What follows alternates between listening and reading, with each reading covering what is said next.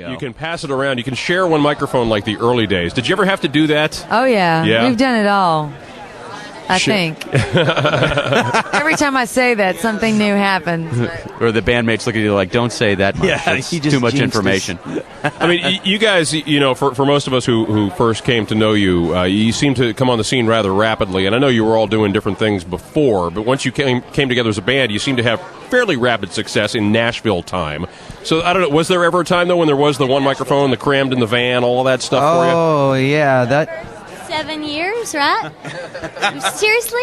We've been a band for almost 10 years, coming on 10 years. Wow, has it been that long now? Okay. Yeah, it has. So Boondocks was the first hit, so that was 2005.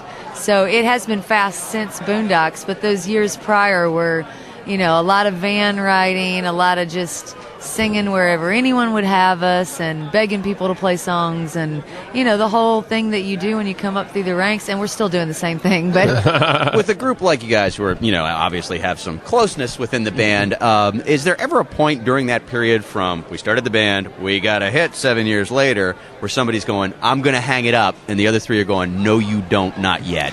it didn't happen. No, there have been a lot of ups and downs with the band, but that's one thing that we've always, believed in what we were doing, and we just knew we had to get the music out there and to the people, and that was the goal. And there were times during some of those harder times where we looked at each other and was like, everybody's still in, but it was always yes, we're good.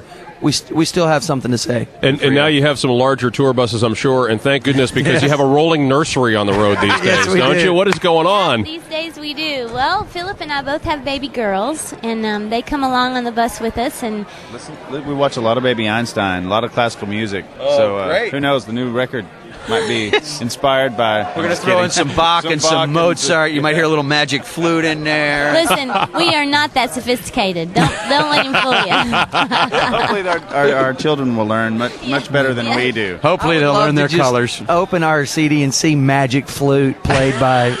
That is funny. I'd love to introduce, here's Little Big Town with Magic Flute. Kimberly plays the Magic Flute.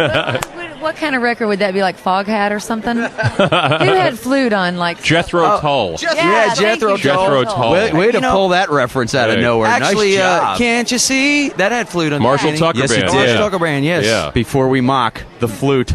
Yes. We're going to make the flute cool again. If You Marshall heard it here Tucker first. Band did it, then yeah, we'll Little try Big to, Town, maybe bringing we can- woodwinds back, That's ladies and right. gentlemen. Well, that's the That's CD, right. Bringing the Flute Back, and then the first track is Magic Flute. Yes. There we go. Magic How did we Flute. get off on It's this a 14-minute flute song. Might just have to make like a parody little song and send it to you guys. Nice. Now, what kind of auntie and uncle are these two over here for you?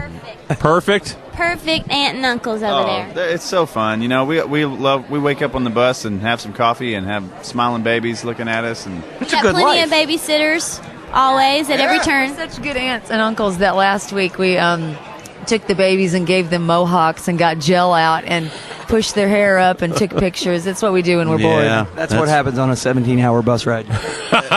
When your children, but Little when, baby hawks. When you guys have time off, though, the kids are going to be looking for food at craft services tables at home. They're going to be waiting for somebody. catering? Yeah, and hopefully they won't be repeating the language they hear from the crew guys ay smoking caramba. cigarettes out back. Oh, that's nice. See, it's a good deal for you guys, though, too, because, most of us, we had a pet for a practice child. My wife and I got a dog as a practice child. But you have actual practice children you can work with. It's been good. I still hand them off during certain times. Yeah.